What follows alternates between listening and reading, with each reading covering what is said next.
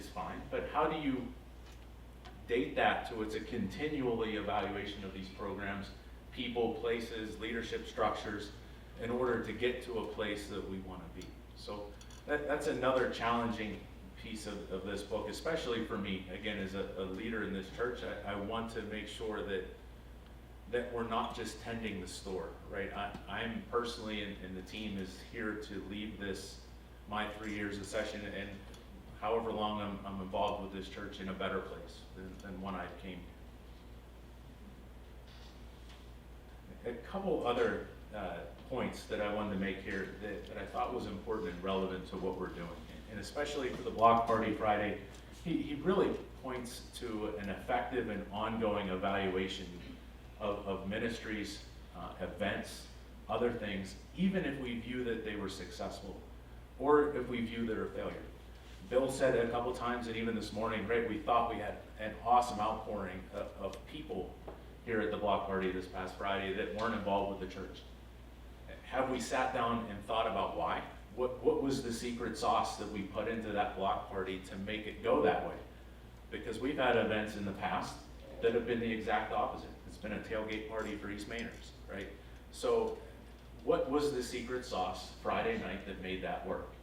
And I'm trying to think through that as well. But Andy talked specifically about what kind of formal process you put in place to evaluate your wins and evaluate your losses. And be open and honest with each other without fearing hurting their feelings about why you win and why you lose. And win and lose together. So I think that's a couple really good points out of this book. I think with that, has anyone here read the book? Or those?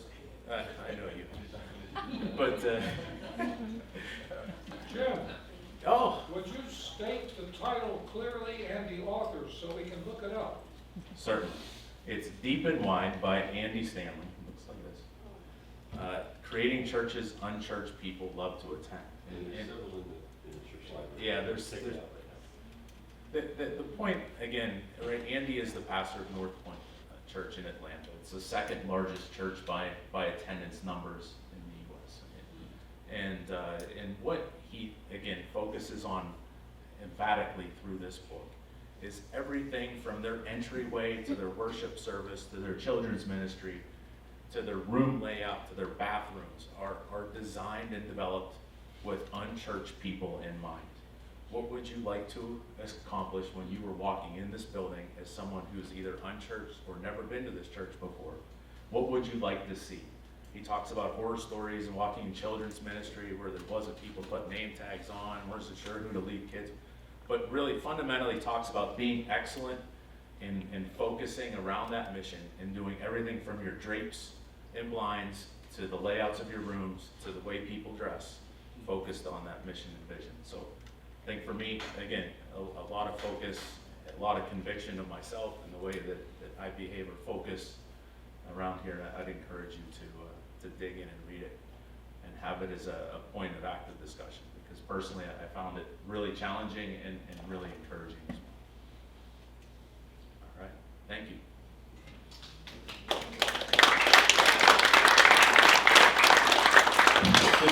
Thank you much. Want to have a couple of folks share a little bit about just some concrete programmatic things that are coming up in children's and youth ministry from Melissa and in small groups from Eric. And by the way, I was joking to Eric, Jim, the secret sauce Friday night was Eric's chicken sauce. Oh. Yeah, Eric made the chicken and he had his special secret sauce, and that was what it was. So, Eric, you want to tell us a little bit about small groups here?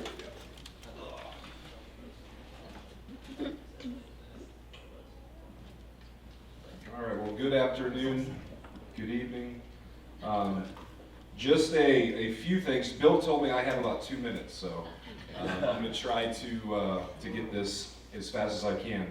So this coming fall, we have 14 small groups that are going to be offered during the week, and we have 7 that are going to be offered on Sunday. These groups include Bible studies. These groups include book studies. We even have this coming fall we have a new class that's going to actually be an academic class. It's going to be unlike other small groups that we've had in the past. It's going to be kind of like a college course. It's going to be a Bible Survey 101. Jeffrey Wynell is going to be teaching that, and we're looking forward to that. So we have that. We have the Truth Project. Ron Soltis is going to be teaching that, where I think the Truth Project focuses on what is a Christian worldview and how does that play out in our everyday lives as Christians. We also have another newer member of our church that's going to be teaching, Kelly DeSue. She'll be going over, I think there's a movie, Overcomers, and they will be going over that book. So we have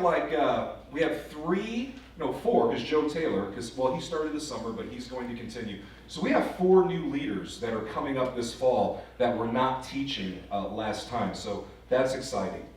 We're also going to be doing a small group expo coming up this Sunday to encourage those that are in our church to become a part of a small group community. You know, Bill was talking about, our vision is to glorify God by being and making more disciples for Jesus Christ. And when you look in the New Testament, there really is no solo disciple. Jesus did discipleship within community. And so we want to encourage those that are here that just show up on Sunday to be involved in a community small group.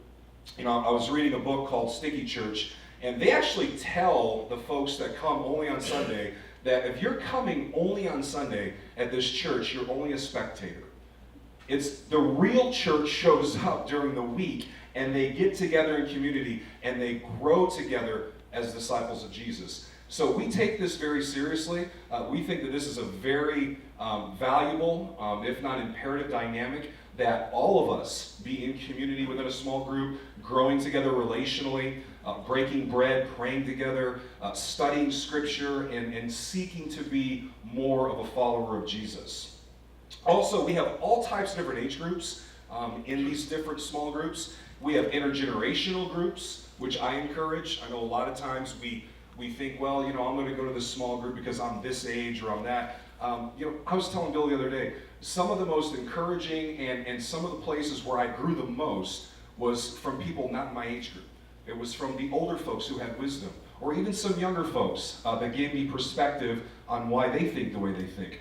So I would challenge some of you also, get involved in a small group that maybe is not your age group, that maybe doesn't fit your lifestyle, and be a little uncomfortable and maybe love somebody that's not just like you and not your age group. That's an idea. But anyway, yeah, so that's what we have going on in terms of small groups and adult discipleship. Anybody have any questions? Yes, Karen. I thought you were going to ask something. That was the Holy Spirit speaking to me. I'm not sure how to take that. Are Sunday school classes supposed to have a booth for the small group fair? Yes. And it's going to be in the Walking Center? It's going to be right here. Oh, Yep. and we're supposed to have a booth. You're going to have a booth. So you're a